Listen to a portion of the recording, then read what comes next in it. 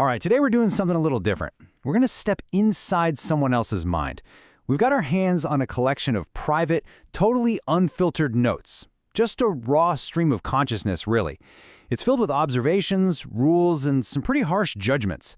Now, our job isn't to agree or disagree with any of this. Instead, we're going to be like detectives, trying to piece together the hidden logic, the architecture of this person's worldview. So let's dig in and see what we find.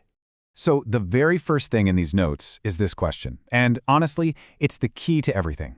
Who are you without rules?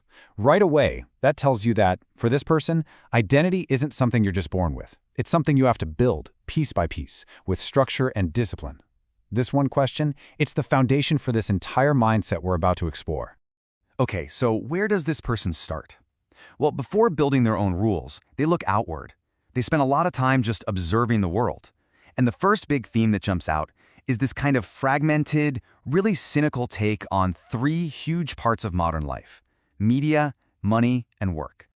Now, this is fascinating. Just look at the level of detail here. When they're talking about the USA, the notes are flooded with specific brand names: Nivea, Geico, Chevy, Hulu. But then you look at other countries like Romania or the Netherlands, and the details just disappear. It's all very vague. This tells you so much. It's not just a random observation. It reveals a media diet that is completely saturated by American ads. It's the air this person breathes. Then they turn that same observational eye to different jobs, and wow, the contrast couldn't be more extreme. You have media jobs, which are painted as just chaotic, emotional, crazy. And on the complete other side, you have office jobs, boring, patient, stable. There is zero middle ground here. In this person's mind, it's a world of very clearly defined separate boxes. And what about the whole creator economy? You know, influencers, social media stars, that whole thing? Well, in these notes, it gets boiled down to this really cold, almost mechanical formula. Personality and influence go in one end, and what comes out is just fans, followers, and fees. There's no talk about art or connection here. It's just a machine for making money. So after observing the outside world, the author starts to, well, map it. And they do this by putting all the people in it into categories. This next section gets into an incredibly detailed, and you'll see, a very personal system of human archetypes. This quote right here is absolutely crucial because it gives us the why. It tells us the whole point of these following lists. It's all framed as a kind of defensive manual, a guide for a man who wants to stay focused. You really have to keep that frame in mind to understand the motivation behind what's coming next. And here we go, an example of one of those archetypes. The breakdown is almost entirely about what you can see on the outside, the vibe, the style, the physical presentation. It's a system for making lightning-fast judgments that connects a certain look directly to a bad outcome, all summed up with that brutal conclusion: they have no content. This isn't about understanding a person, it's about quickly classifying a potential threat. And then the system gets almost obsessively detailed. I mean, check this out. It breaks down archetypes by their name alone. You have saint names, lust names, artistic names. It's this incredible attempt to create a model that can predict a person's behavior based on a single piece of data. The belief here seems to be that if you can just decode the name, you can decode the person. Okay, so from categorizing other people, the notes turn inward. They become much more prescriptive.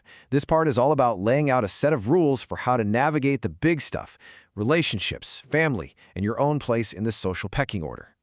Love doesn't build a marriage. Wow, that's a powerful absolute rule, isn't it? In this world, love and marriage are two totally separate concepts. Love is just an emotion, a feeling, but marriage, that's an institution, a structure.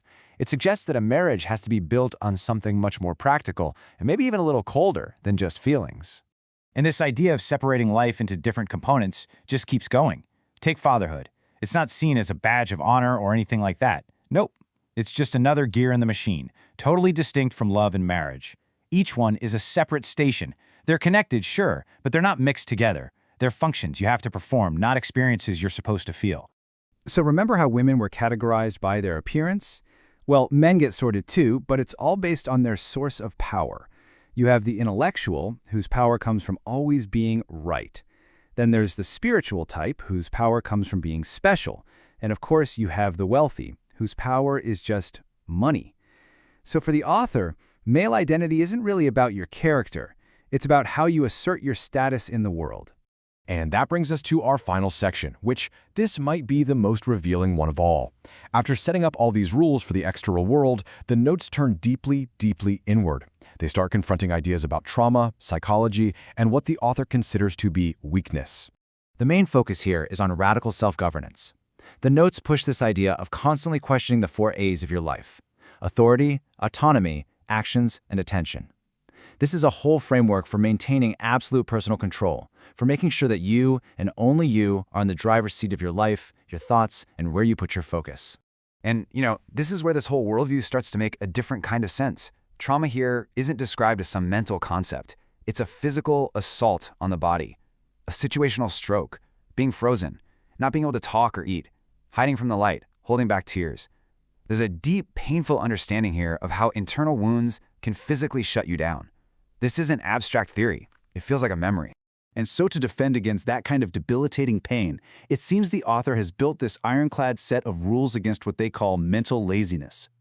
Look at this. It frames any kind of dependency, whether it's emotional, intellectual, or financial, as a direct path to failure. Crying, relying on others, feeling like a victim. In this system, these aren't just weaknesses. They're seen as catastrophic failures of the self-reliance that you need just to survive. So there you have it. We've pieced together a worldview built on constant observation, strict categorization, and this intense need for control, maybe as a defense against some very deep-seated pain. It's a complex, rigid, and deeply personal operating system for life. And it leaves us with one final thought to chew on. If someone found your private notes, your unfiltered thoughts, what story would they tell about you?